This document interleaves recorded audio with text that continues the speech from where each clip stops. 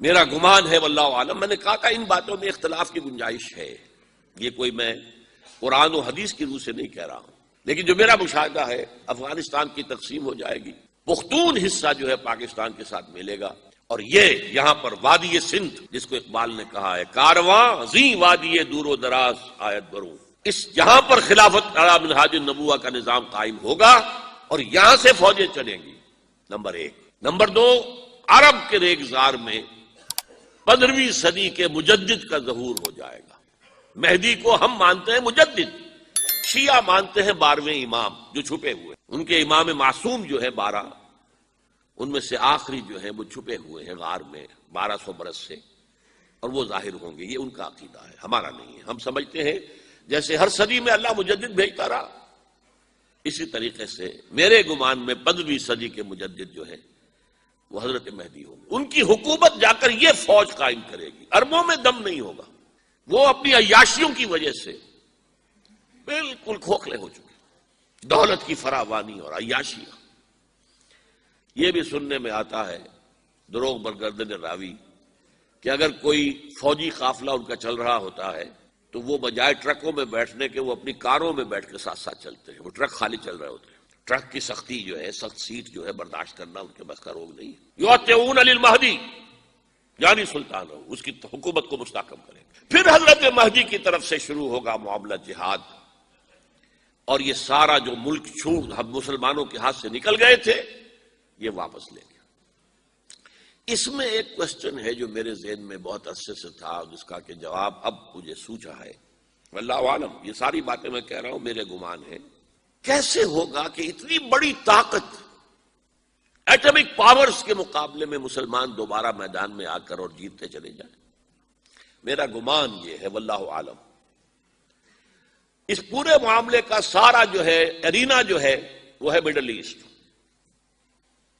Europe, جس میں حدیث میں آیا ہے کہ رومی عیسائی 80 جھنڈوں تلے تم پر حملہ کریں گے اور ہر جھنڈے کے نیچے 12,000 فوج ہوگی، 10 لاکھ۔ اور مجھے حال ہی میں معلوم ہوا ہے کہ آج کل جو ایک ڈویژن ہوتا ہے وہ 12,000 کا ہوتا ہے، تو 80 ڈویژنز آرمی آئے گی۔ لیکن معلوم ایسا ہوتا ہے کہ روس، چائنا، جاپان اور میرے خیال میں انڈیا بھی یہ نیوٹرل رہیں گے، نمٹ لو آپس میں۔ تو ابراہیمی قوموں کا جھگڑا ہے نا کہ فلسطین کس کا ہے، مسلمان کہتے ہیں ہمارا ہے، یہودی کہتے ہیں ہمارا، عیسائی کہتے ہیں ہمارا، تو نمٹ لو، سیٹل یور سکورز۔ لیکن کوئی ویپنز آف ماس ڈسٹرکشن استعمال نہ ہو، اگر وہ ہوئے تو پھر ہم میدان میں آ جائیں گے۔ میرا گمان یہ ہے کہ ویپنز آف ماس ڈسٹرکشن استعمال نہیں کر سکیں گی مغربی طاقتیں، اور پھر جنگ کے اندر مسلمانوں کے ساتھ جیتنا ان کے لیے ممکن نہیں ہے۔ جن کو موت عزیز ہے، منحصر مرنے پہ ہو جس کی امید، نا امیدی اس کی دیکھا چاہیے، اور وہ مرنے کو تیار نہیں ہے۔ وہ تو 40,000 فٹ کی بلندی سے ڈیزی کٹر پھینک سکتے ہیں، نیچے نہیں آئیں گے۔ اور جب نیچے کچھ اتنے تھے تو جو حشر کیا تھا، تو جو بات کہی تھی رمزفیلڈ نے، ویری ٹینیشیس فائٹرز، یہ افغان والے جو ہیں یہ تو چمٹ جانے والے ہیں، یہ ایسے جنگجو ہیں، ان سے جان چھڑانی مشکل ہے، جن کے لیے موت سب سے بڑی کامیابی ہے۔ شہادت مطلوب و مقصود مومن نہ مال غنیمت نہ کشور کشائی، مسلمانوں کا مقابلہ کر سکیں گے، یہ ہے میرا گمان، واللہ اعلم۔ بہرحال پہلا مرحلہ کسی اجمی ملک میں جو میرے نزدیک پاکستان اور افغانستان پہ مشتمل ہوگا، خلافت کا نظام پہلے آئے گا، پھر یہاں سے فوجیں چلیں گی، حضرت مہدی کی حکومت قائم ہوگی، پھر وہ حضرت مہدی جو ہے وہ جہاد کریں گے، قتال کریں گے، اور اس قتال کے آخری مرحلے پر حضرت عیسیٰ علیہ السلام بھی نازل ہو جائیں گے، اور غالباً ان کے ذریعے سے پھر جتنا الیکٹرانک ان کا حساب کتاب ہے وہ ختم ہو جائے گا۔ حضور نے فرمایا ان کی آنکھوں میں ایسی تاثیر ہوگی، جہاں پر نگاہ جائے گی یہودی پگھل جائیں گے،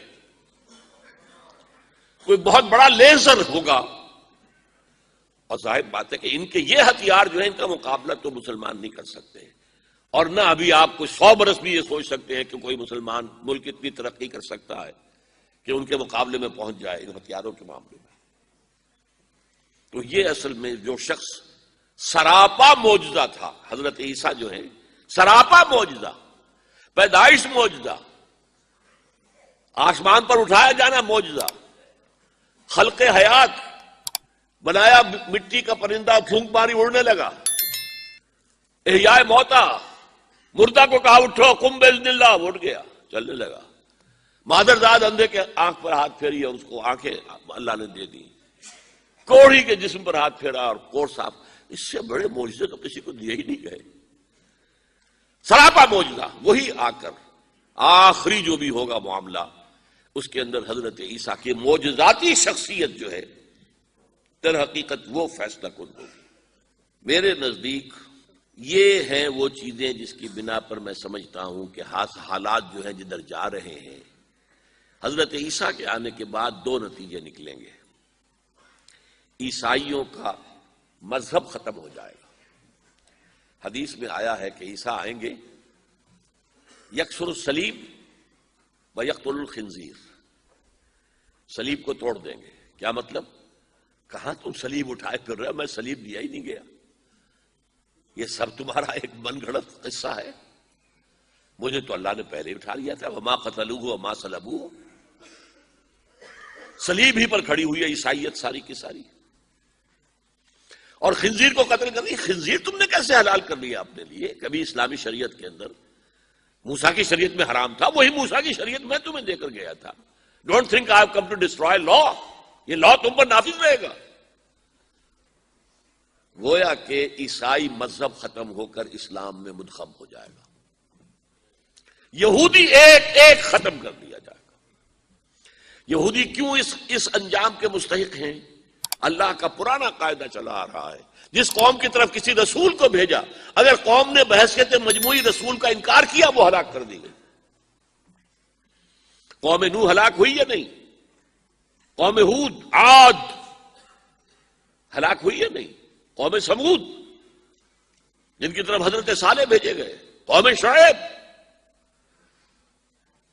عمورہ اور صدوم کی بستیاں، آل فرعون، یہودیوں کی طرف حضرت عیسیٰ کو رسول بنا کر بھیجا گیا تھا، انہوں نے رد کر دیا، محمد رسول اللہ کو رد کر دیا صلی اللہ علیہ وسلم۔ یہ اس سزا کے مستحق ہو چکے ہیں، لیکن وہ سزا ان کا رسول ہی ان کو آ کر دے گا، اسی لیے انہیں اٹھا لیا گیا، ایک پوز آ گیا ہے۔ مستحق تو ہو گئے تھے اسی وقت حضرت عیسیٰ کے زمانے میں کہ ہلاک کر دیے جائیں، لیکن حضرت عیسیٰ کے زمانے میں حضرت عیسیٰ کو اٹھا لیا اور ان کا معاملہ جو ہے وہ ملتوی کر دیا۔ جیسے کسی کو پھانسی کی سزا تو ہو جائے لیکن ابھی ایگزیکیوشن نہیں ہوئی ہے، ایگزیکیوشن جو ہے وہ ڈیفر ہو گئی۔ یہودی ختم، عیسائیت ختم، اور عیسائی سب مسلمانوں کے ساتھ شامل ہو کر ایک ملت